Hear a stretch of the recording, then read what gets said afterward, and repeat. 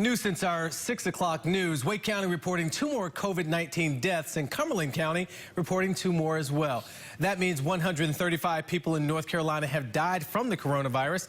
And while the state updates us every day about the number of deaths and people in the hospital, Secretary of Health and Human Services Dr. Mandy Cohen says there isn't a good way to track how many people have actually recovered from COVID-19.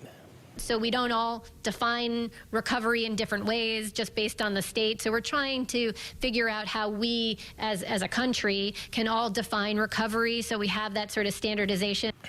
The website Worldometers is tracking reports of recovery and shows nearly 60,000 people in the U.S. have survived COVID-19. CBS 17 was the first to report a Raleigh police officer tested positive for COVID-19.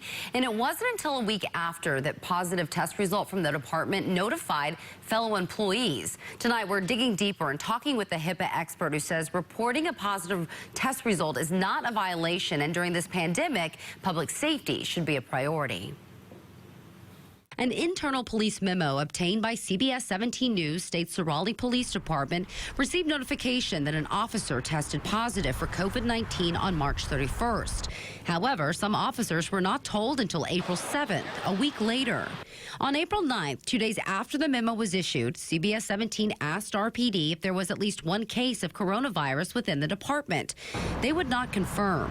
We asked Mayor Mary Ann Baldwin, who stated she could not talk because of HIPAA regulations.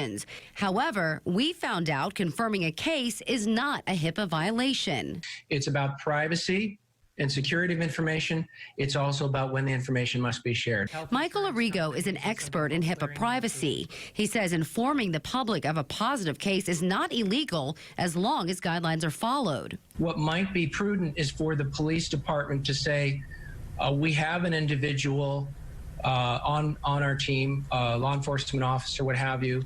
They do not have to disclose gender, age, name, but they could say, this person is voluntarily self-quarantining, but denying they have a case may not be the best idea either, if nothing else for public perception. Arrigo says there are provisions in HIPAA for emergency situations, including public safety. The federal government is relaxing penalties right now for privacy breaches, if it's involving patient safety or public safety. Also, John Midgett, the executive director of the North Carolina Benevolent Association, had this to say.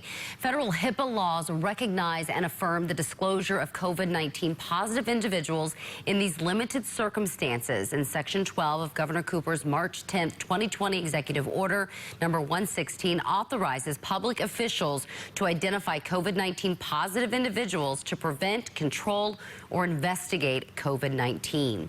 You can find all of our stories on COVID-19 and the lack of transparency within the Raleigh Police Administration by using the CBS 17 News app and CBS17.com.